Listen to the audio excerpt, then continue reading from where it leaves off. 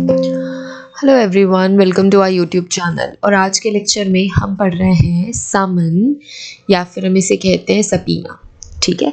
सो हमने प्रीवियस कुछ लेक्चर्स में सीआरपीसी के कुछ सेक्शंस कवर किए हैं जिसमें हमने फ्रीक्वेंटली समन वर्ड यूज़ किया है। सो समन क्या है? इसके अलावा भी अभी रीसेंट पास्ट में बहुत सारी ऐसे न्यूज़ में एक्टिविटीज़ हुई है जिसमें समन वर्ड आपने सुना होगा कि अभी जो भी बॉलीवुड का ड्रग कनेक्शन, ये सारी चीज़ें जो न्यूज़ में बहुत ड्रामेटिक वे से प्रेजेंट करी जा रही थी, उन सब में कि इस एक्ट्रेस को समन चला गया, उस एक्टर को समन चला गया, तो ये बहुत कॉमन हो गया ये वर्ड। बट बच्चे कंफ्यूज हो जाते हैं इन वर्ड्स में, तो आज हम इन्हीं के बारे में पढ़ रहे हैं कि व्हाट इज़ सपीना या फिर व्हाट इज़ समन। ठीक है। सो आज के लेक्चर में हम समन सपीना कवर कर रहे हैं। लेक्चर शुरू करने से पहले हमेशा का क्विक रिमाइंडर ये है, ऐप की लिंक डिस्क्रिप्शन में है, टेलीग्राम की लिंक डिस्क्रिप्शन में है, इंस्टाग्राम की लिंक डिस्क्रिप्शन में है, व्हाट्सएप सपोर्ट नंबर भी आपको डिस्क्रिप्शन में मिल जाएगा। सो हम ये सारे सोशल मीडिया हैंडल्स पे अवेलेबल हैं एंड आप हमें यहाँ पे कांटेक्ट कर सकते हैं। कोई भी क्वेश्चन हो, कोई भी क्वेरी या कोई भी हेल्प चाहिए तो ऐप उन सभी बच्चों के लिए हेल्पफुल है। ऐप का लोगो कुछ ऐसा दिखता है। ऐप उन सभी बच्चों के लिए हेल्पफुल है जो कोई भी कॉम्पिटिटिव एग्जाम की प्रिपरेशन कर रहे हैं या कोई एंट्रेंस एग्जाम की प्रिपरेशन कर रहे हैं। ठीक है। सो आज के लेक्चर शुरू करते हैं सपीना या समन। तो सबसे पहले हम एक जनरल इंफॉर्मेशन देखेंगे, एक जनरल कह सकते हैं हम कि एक जनरल डेफिनेशन देखेंगे। जनरल डेफिनेशन क्या कहती है? सपीना या summon, it is a call. Subpoena, it's like, subpoena आपकी क्लियरली रिलेटेड है कोर्ट के ऑर्डर से। ठीक है। बट समन वर्ड हम नॉर्मली भी यूज कर सकते हैं and it is something, it is a call by the authority. Authority का कॉल है to appear at a place. ठीक है। एट अ प्लेस नेम्ड और अटेंड अ ड्यूटी। ठीक है। सो अगर कोई अथॉरिटी आपको बुलाती है किसी एक पर्टिकुलर प्लेस में या फिर कोई एक स्पेशल ड्यूटी करने के लिए, तो हम उसे कह सकते हैं समन। ठीक है। सो इस सूरत में भी ये चीज़ समन ही कहलाएगी अगर it is a call by any authority to appear at a place which is named to attend a duty, a particular place, a particular duty which is called by some particular authority. So वो हो गया समन। इसके अलावा it is a warning or citation to appear in the court. So it is an invitation, or you can say a warm warning or citation to appear in the court. So ये एक general definition हो गई कि आपको एक invitation आया है कि आपको कोर्ट में प्रेजेंट होना है या फिर आपको इन्वेस्टिगेशन का पार्ट बनना है, सो इसलिए आपको समन आया है। अब हम समन स्पेसिफिकली डिटेल्ड वे में समझेंगे। ठीक है। स्पेसिफिकली क्या है? सपीना एंड समन दोनों एक ही चीज़ है क्योंकि हम लीगल वे में बात कर रहे हैं। सो ये किसके अंदर कवर हो रहा है? ये कवर हो रहा है section 61 and 69 of CRPC। So section 61 and 69 हम सेपरेट किसी वीडियो में जो लीगल डेफिनेशंस हैं, जो लीगल सेटिंग्स है सेक्शन 61 एंड 69 की, वो हम किसी सेपरेट वीडियो में कवर कर लेंगे। बट आपने ये याद रखना है कि जो सेक्शन 61 69 है CRPC का, इट डील्स विथ समन। किससे डील करता है? ये डील करता है समन से। ठीक है। अगर हम सपीना वर्ड को ब्रेक करके उसकी मीनिंग देखें, so it is made up of two words, SUB sub and POENA poena. Sub मतलब under and poena means penalty. So इसका मतलब है अंडर पेनाल्टी। ठीक है। It is a document. So ये एक डॉक्यूमेंट होता है। ये सपीना क्या होता है? ये एक तरीके का डॉक्यूमेंट होता है which compelling the attendance of a witness in a court of law under penalty. So ये एक वो पेपर है, एक ऐसा डॉक्यूमेंट है जिसमें आपको ये लिखा हुआ मिलेगा कि आपको विटनेस बनना है या एज अ विटनेस आपको कोर्ट में प्रेजेंट होना है अंडर पेनाल्टी। अंडर पेनाल्टी मतलब सपीना ऑन अ पर्टिकुलर डे। उसमें डे मेंशन होगा कि कौन से डे में आपको प्रेजेंट होना है, कौन से टाइम में आपको प्रेजेंट होना है, and place. Okay. For the purpose of giving evidence. क्यों बुला रहे हैं? Because you can give the evidence for giving, for purpose for giving the evidence. Evidence देने के लिए किसी पर्टिकुलर डेट पे, टाइम पे और प्लेस पे आपको प्रेजेंट होना है। और ये एक लिखित दस्तावेज है, या आप कह सकते हो कि ये रिटन डॉक्यूमेंट है जिसमें ये आपको लिखा हुआ होगा कि under penalty you have to be present at a particular day, at a particular place, in some particular day and at some particular time. ठीक है। क्यों प्रेजेंट होना है? एविडेंस देने के लिए। इसके अलावा it may also require him to bring with him any books. ठीक है, इसके अलावा ये क्या कवर करता है कि और क्या रिक्वायरमेंट है, और क्या रिक्वायरमेंट है, सबीना या समन रिक्वायर्स हिम, कौन हिम, जिसको समन गया है उस पर्सन को, requires him or her to bring with him or her any book.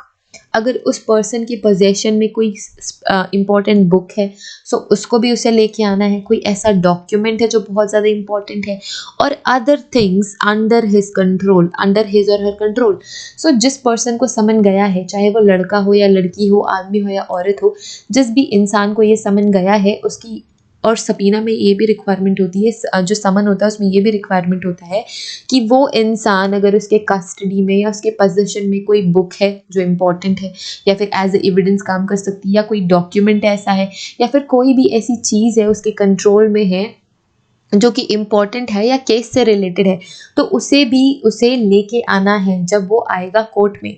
तो समन ये भी रिक्वायर करता है कि उसे जो भी उसके पोजेशन में जो भी इम्पॉर्टेंट थिंग्स हैं वो सारे उसे लेके आने, that he is bound by the law to produce in evidence, और वो बाउंड है लॉ के कि उसे वो डॉक्यूमेंट, बुक या कोई भी ऐसी चीज़ जो उसके कंट्रोल में है एज अ एविडेंस उसे प्रोड्यूस करना है, उसे लेके आना है।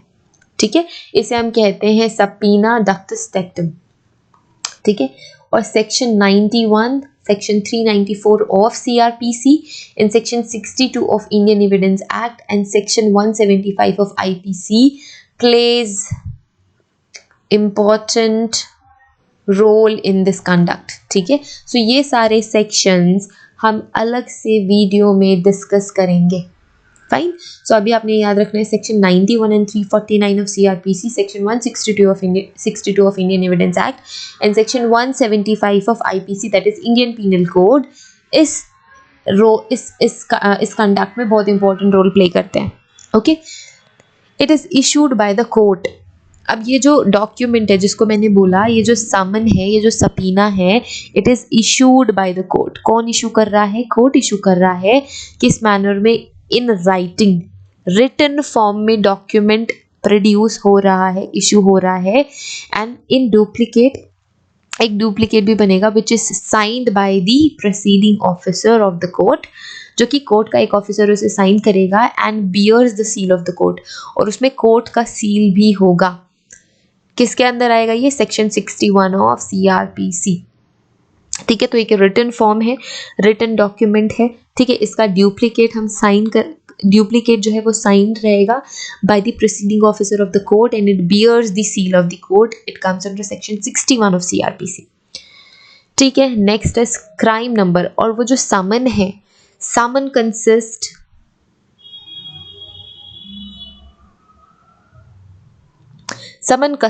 कंसिस्ट क्राइम नंबर रहेगा इसके अंदर। Name of the accused person, किसका नेम? अक्यूज्ड पर्सन का नेम।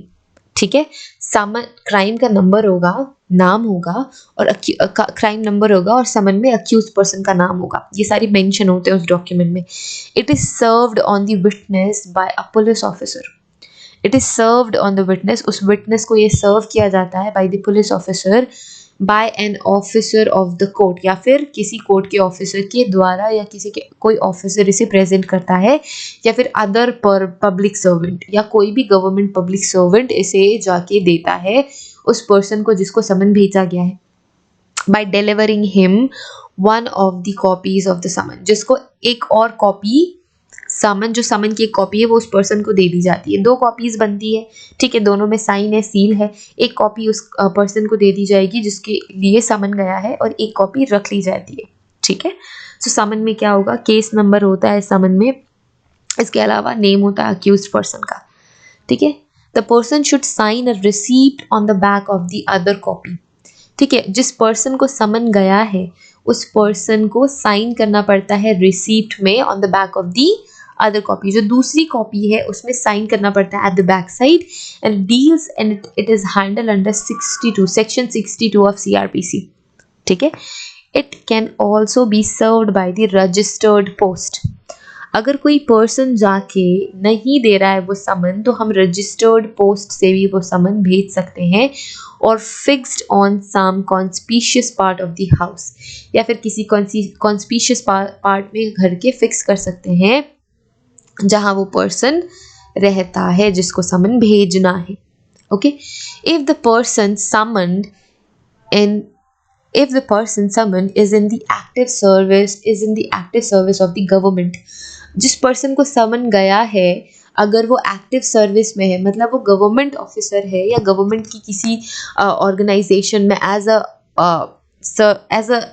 किसी भी ऑर्गेनाइजेशन में सर्विस दे रहा है, एज अ सर्वेंट वो वर्क कर रहा है, गवर्नमेंट सर्वेंट है या गवर्नमेंट सर्विस का हिस्सा है, और वो एक्टिव है मतलब रिटायर नहीं हुआ है. सो ऐसी कंडीशन में क्या होगा, कोर्ट क्या करती है, court issue a summons, court issuing the summons shall usually send the duplicate to the head of the office. So इसका duplicate, एक और duplicate बनता है समन का और उसके head office में वो send किया जाता है.